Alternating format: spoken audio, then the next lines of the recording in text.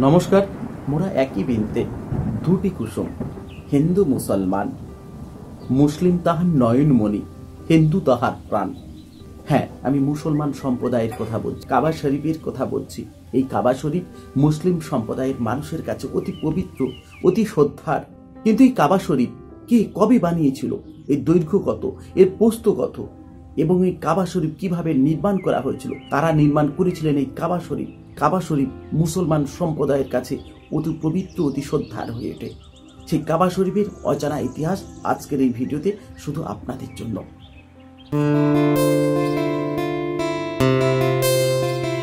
পবিত্র কাবা শরীফের গিলাপের কথা শুনলে আমাদের চোখের সামনে হয়তো ভেসে ওঠে শিল্পীর সেই সুনিপুণ হাতের সোনালি এবং রূপলি সুতোয় ঢেউ খেলানো বিভিন্ন কোরআনের আয়াত সম্বলিত কালো রঙের একখণ্ড মায়াবী কাপড়।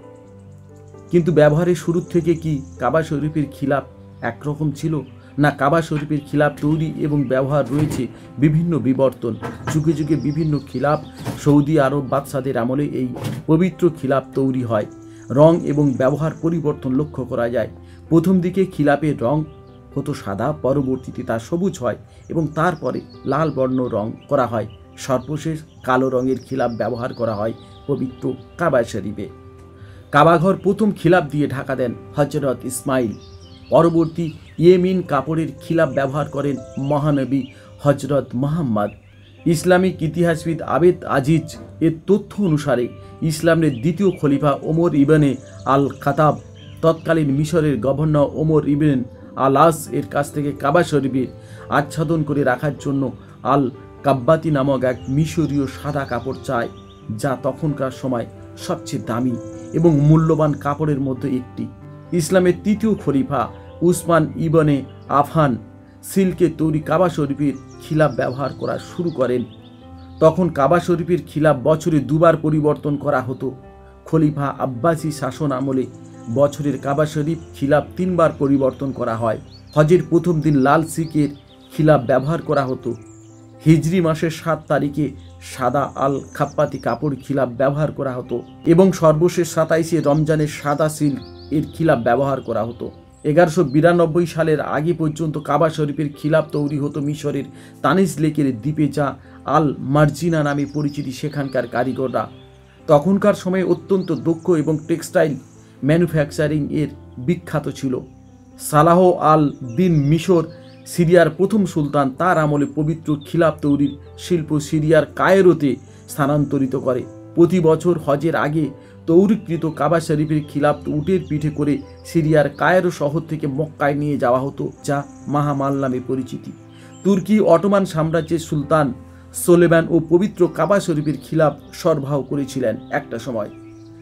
বাদশাহ আব্দুল হাজিজ ক্ষমতায় আসার পরে পবিত্র কাবা শরীফের খিলাফ তৈরি করার জন্য একটি আধুনিক কারখানা স্থাপন প্রয়োজন বোধ করেছিলেন তিনি। কাবা শরীফের খিলাফ তৈরির জন্য ১৯২৬ সালে মক্কা শহরে অদূরে কিং আব্দুল আজিজ কমপ্লেক্স নামক একটি কারখানা স্থাপন করা হয়। ১৪ মিটার লম্বা এবং ১০১ সেন্টিমিটার চওড়া ৪৭ পিস কাপড় জোড়া দিয়ে মোট ৫ খণ্ড কাপড় বানানো হয়, যার ৪ খণ্ড পবিত্র কাবা শরীফের চারদিকে থাকে এবং পঞ্চম খণ্ড জোড়া হয় কাবা শরীফের দরজার মাঝখানে। এই ৫ খণ্ড কাপড় তৈরি করতে প্রায় ৬৭০ কেজি উন্নত মানের সিল্কের প্রয়োজন হয়। ১২০ কেজি সোনার সুতো এবং ১০০ কেজি রূপোর সুতো ব্যবহার করা হয়ে থাকে। খিলাফের গায়ে ক্যালিওগ্রাফি করে পবিত্র কোরআনের বিভিন্ন আয়াত খোদিত থাকে।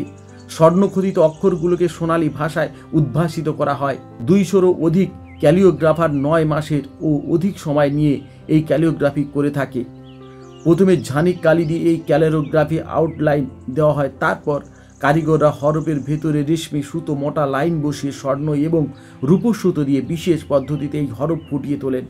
আগে এই ক্যালিওগ্রাফিরা কাজ শিল্পী সুনিপুণ হাতে তৈরি করা হয়ে থাকলেও বর্তমানে কিছু আধুনিক মেশিন ব্যবহার করা হয়ে থাকে। এই ক্যালিওগ্রাফিতে খিলাফ তৈরি প্রতিটি ধাপ ও ডাইনিং, পেন্টিং এবং ম্যানুফ্যাকচারিং এই সমস্ত দক্ষতা পবিত্রতা রক্ষা করা হয়ে থাকে। বিশেষ একটি প্রক্রিয়া অনুসরণ করে এই খিলাফ তৈরি করা হয়, যা অধিক তাপমাত্রা সহন করতে পারে এবং যাতে উচ্চ তাপমাত্রা রোধে খিলাফের রং ও কাপড়ের গুণাবলী নষ্ট হয়ে না যায়। পবিত্র কাবা শরীফের খিলাফ তৈরি করতে প্রায় ১৭ থেকে ২০ মিলিয়ন ডলারে খরচ হয়ে থাকে সৌদি আরব সরকারের। প্রতি বছর 9 জিল হজের দিন হাজিরা যখন আরাফাতের ময়দানে থাকেন তখন পবিত্র কাবা শরীফের নতুন খিলাফ পড়ানো হয়। 160 জন কর্মী এই কাজে নিযুক্ত থাকে। পুরো খিলাফটটি কেটে টুকরো টুকরো করে বিভিন্ন মুসলিম সরকার ও বিভিন্ন বিশিষ্ট ব্যক্তিদের হাতে উপহার দেওয়া হয়ে থাকে। তো আজকের ভিডিও এই পর্যন্ত। দেখা হচ্ছে নতুন কোনো পর্বে, নতুন কোনো এপিসোডে। কিন্তু আপনাদের কাছে একটা কথা সহৃদয়ে বলছি, কাবা শরীফ নিয়ে কোনো অজানা তথ্য থাকলে নিশ্চয়ই আপনারা জানাবেন। আপনাদের সেই মতামত আমি সাদরে গ্রহণ করব। দেখা হচ্ছে নতুন কোনো পর্বে, নতুন কোনো এপিসোডে। তত সময় সকলে ভালো থাকবেন। সকলকে আর একবার নমস্কার, ধন্যবাদ। সকলে ভালো থাকবেন।